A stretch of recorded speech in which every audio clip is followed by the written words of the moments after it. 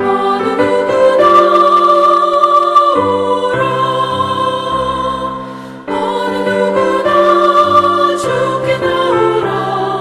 어서 와서 주의 말씀 들으라. 하늘 아버지가 오라 하시니 어느 누구나 오라. 어느 사람들은 지체 말고서 문 열었을 때에 들어오시오.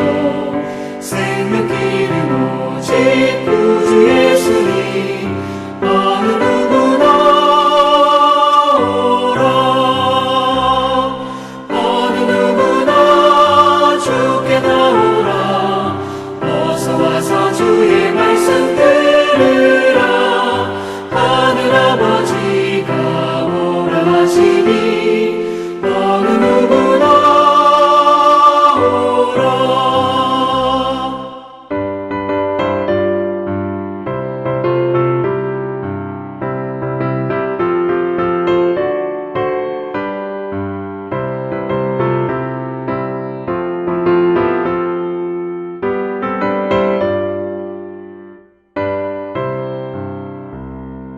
언약하신 대로 이룰 것이니 누구든지 언약 받을 수 있네. 받은 사람에게 생명이로다.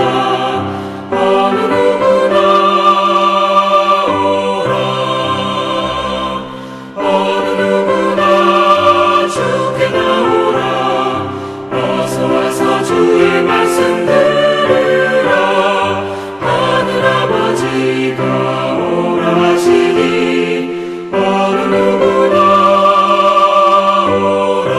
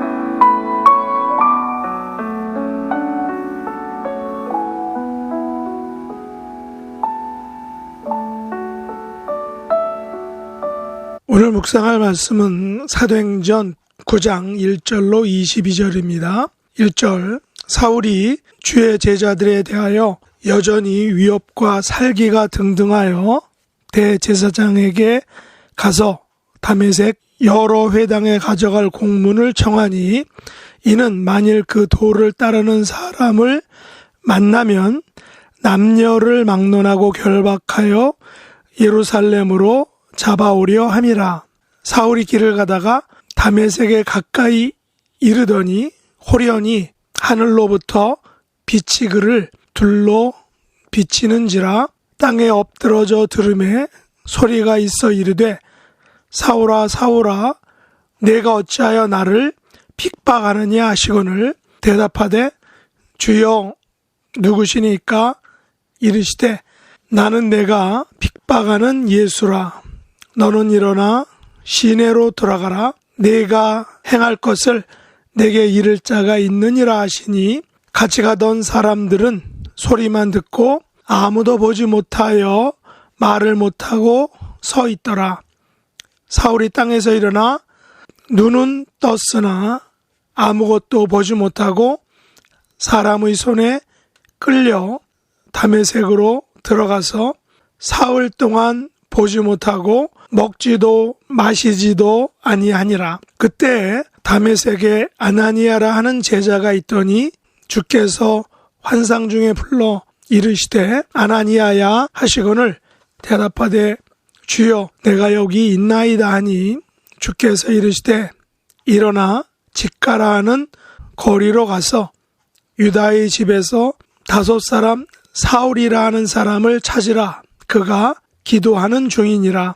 그가 아나니아라 하는 사람이 들어와서 자기에게 안수하여 다시 보게 하는 것을 보았느니라 하시거늘 아나니아가 대답하되 주여 이 사람에 대하여 내가 여러 사람에게 듣사온즉 그가 예루살렘에서 주의 성도에게 적지 않은 해를 끼쳤다 하더니 여기서도 주의 이름을 부르는 모든 사람을 결박할 권한을 대제사장들에게서 받았나이다 하거늘 주께서 이르시되 가라. 이 사람은 내 이름을 이방인과 임금들과 이스라엘 자손들에게 전하기 위하여 택한 나의 그릇이라. 그가 내 이름을 위하여 얼마나 고난을 받아야 할 것을 내가 그에게 보이리라 하시니 아나니아가 떠나 그 집에 들어가서 그에게 안수하여 이르되 형제 사울아 주 곧 내가 오는 길에서 나타나셨던 예수께서 나를 보내어 너로 다시 보게 하시고 성령으로 충만하게 하신다 하니 즉시 사울의 눈에서 비늘 같은 것이 벗어져 다시 보게 된지라. 일어나 세례를 받고 음식을 먹음에 강건하여 지니라.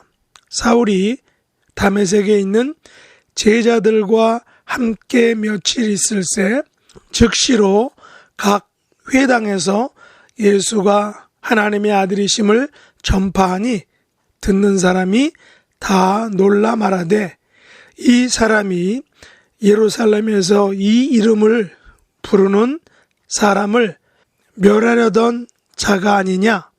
여기 온 것도 그들을 결박하여 대제사장들에게 끌어가고자 함이 아니냐 하더라. 사울은 힘을 더 얻어 예수를 그리스도라 증언하여 다메섹에 사는 유대인들을 당혹하게 하니라. 아멘.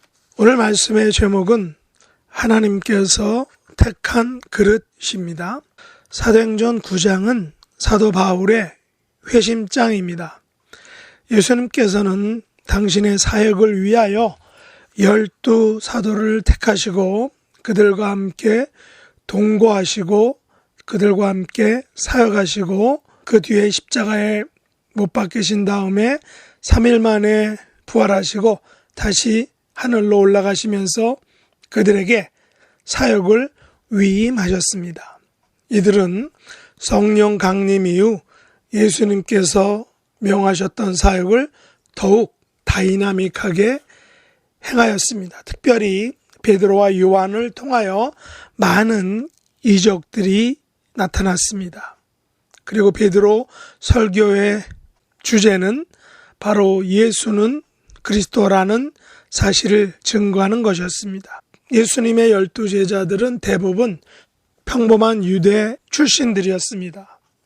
물론 12 제자들도 나중에는 다른 나라들로 나가서 선교하고 또한 그것에서 순교를 했지만 그 당시 그들이 가진 사회적인 역량은 제한적인 것이었습니다.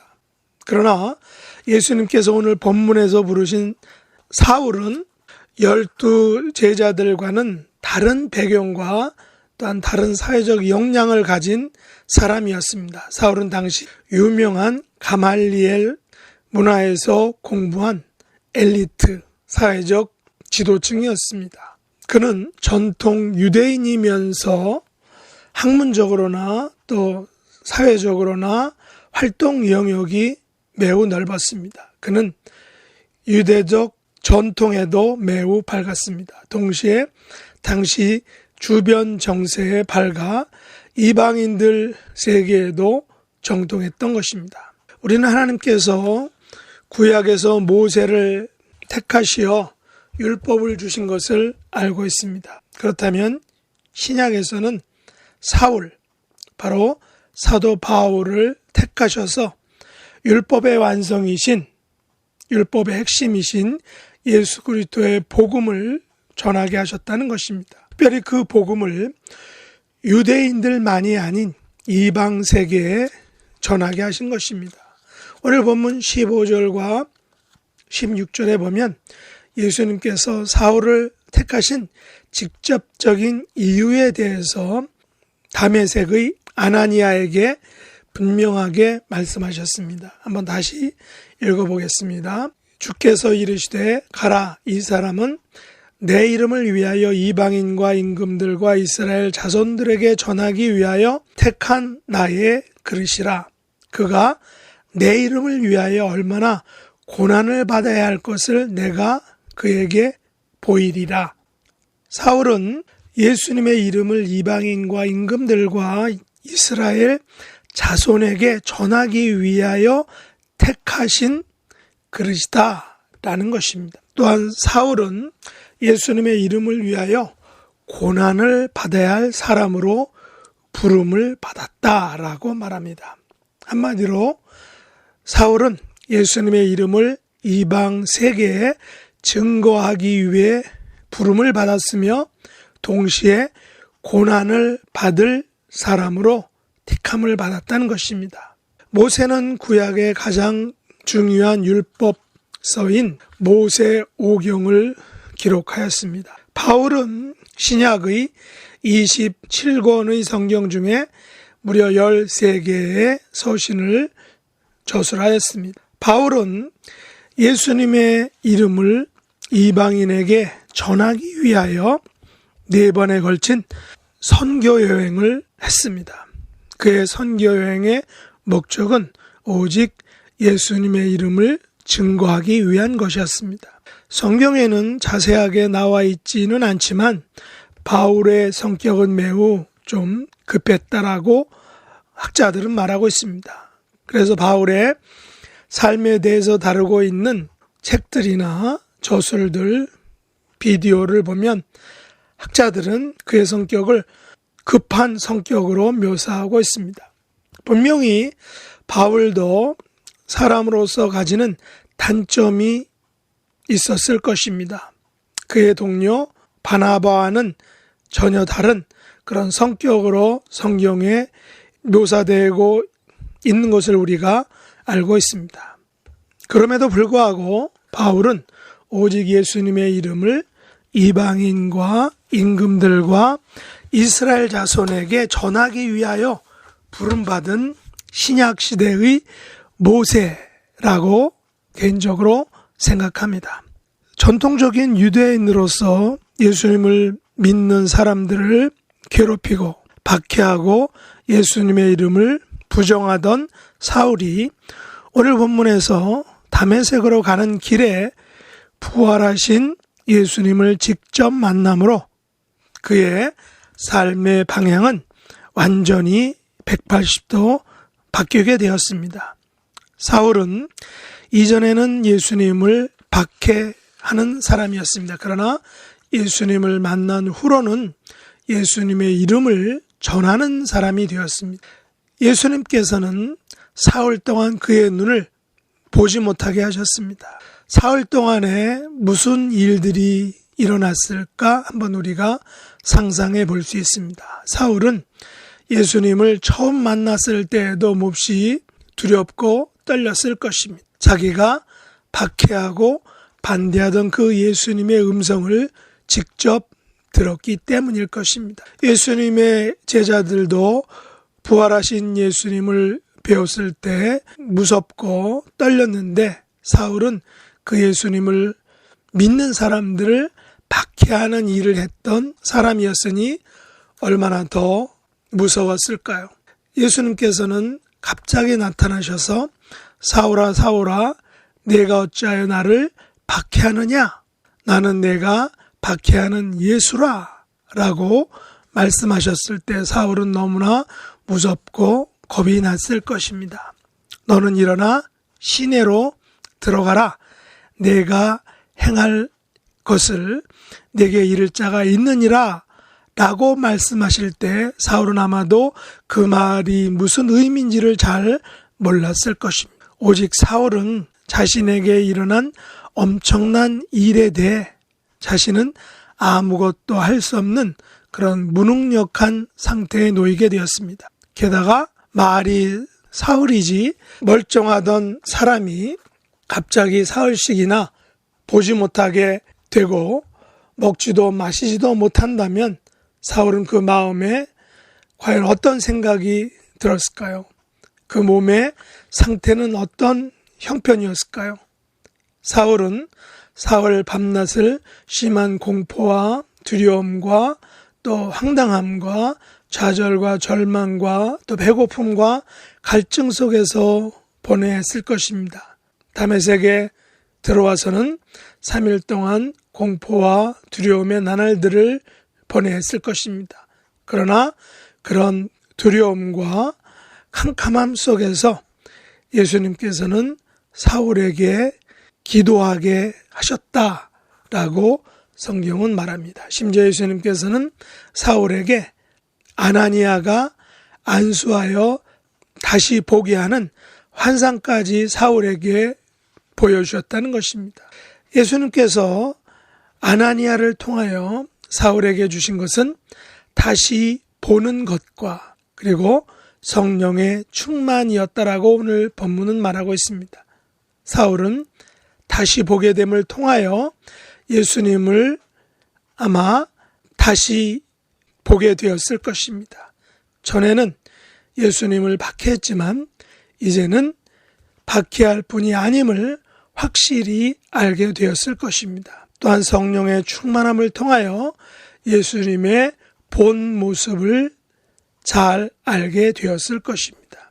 사울은 구약의 율법과 유대인의 전통에 대해서 매우 밝은 사람이었지만 율법이 가리키는 분, 율법의 완성자로 오신 그 예수님을 전에는 몰랐습니다. 그러나 예수님을 만난 후로는 성령의 충만함을 통해서는 비로소 자기가 그렇게 연구하고 또 배웠던 그 율법의 완성이 바로 예수님이라는 것을 비로소 알게 되었을 것입니다. 사울은 다시 보게 된 후에 곧바로 세례를 받고 음식을 먹고 강건하게 되었다라고 오늘 성경이 말하고 있습니다. 그리고 각 회당에서 예수님께서 하나님의 아들이심을 전파하였다라고 합니다. 예수님께서 그리스도이심을 증언하였다라고 오늘 본문이 말하고 있습니다. 그의 증언은 바로 예수님을 십자가에서 죽게 한 종교 재판의 제목과 같은 것이었습니다. 다시 말해서 사도 바울이 예수님께서 하나님의 아들이라고 전파하고 예수님께서 그리스도라고 증언한 그 내용들은 바로 유대인들이 예수님을 십자가에 못 박았던 그런 죄의 목록이었다는 것입니다. 그러자 유대인들은 사울을 죽이려고 성문을 밤낮으로 지켰다라고 말하고 있습니다. 그래서 밤에 광주리에 담겨 성벽에서 달아 내려줘야 했다라고 성경이 말하고 있습니다. 사도행전 9장 31절에 보면 사울의 증언으로 인하여 온 유대와 갈릴리와 사마리아 교회가 평안하여 든든히 서가고 주를 경외함과 성령의 위로로 진행하여 수가 더 많아졌다라고 말하고 있습니다. 말씀을 맺겠습니다. 예수님께서는 복음을 세상에 전하기 위하여 사울을 택하셨습니다. 복음을 담아낼 그릇으로 택하신 것입니다. 구약에서 구약의 복음인 율법을 담아내기 위해 모세를 택하셨듯이 신약에서 그 율법의 실체인 그리스도의 복음을 담아내기 위하여 사울을 택하신 것입니다. 사울을 택하심으로 온 유대와 갈릴리와 사마리아 교회가 평안하여 든든히 서갔다라고 했습니다. 성도의 수가 더 많아졌다라고 하고 있습니다. 저와 여러분을 통하여 교회가 평안하여 든든히 서가고 성도의 수가 더 많아지는 그런 예수님의 택한 그릇들이 될 수 있기를 예수님의 이름으로 축복합니다. 기도하겠습니다. 하나님 아버지, 예수님을 박해하던 사울을 택하셔서 예수님의 이름을 위한 그릇으로 사용하심을 감사합니다. 저희들도 사울처럼 예수님의 이름을 위한 그릇들로 사용하여 주시기를 원합니다. 이것을 위하여 만나게 되는 고난도 능히 감당할 수 있는 장성한 믿음의 성도들이 될 수 있도록 은혜 베풀어 주시옵소서. 저희들로 인하여 주님의 교회가 평안하고 든든해져가는 은혜를 더하여 주시옵소서. 예수님의 이름으로 간절히 기도드리옵나이다. 아멘. 하늘에 계신 우리 아버지여, 이름이 거룩히 여김을 받으시오며 나라에 임하옵시며 뜻이 하늘에서 이룬 것 같이 땅에서도 이루어지이다. 오늘날 우리에게 일용할 양식을 주옵시고 우리가 우리에게 죄 지은 자를 사하여 준 것 같이 우리 죄를 사하여 주옵시고 우리를 시험에 들게 하지 마옵시고 다만 악에서 구하옵소서. 대개 나라와 권세와 영광이 아버지께 영원히 싸움나이다. 아멘.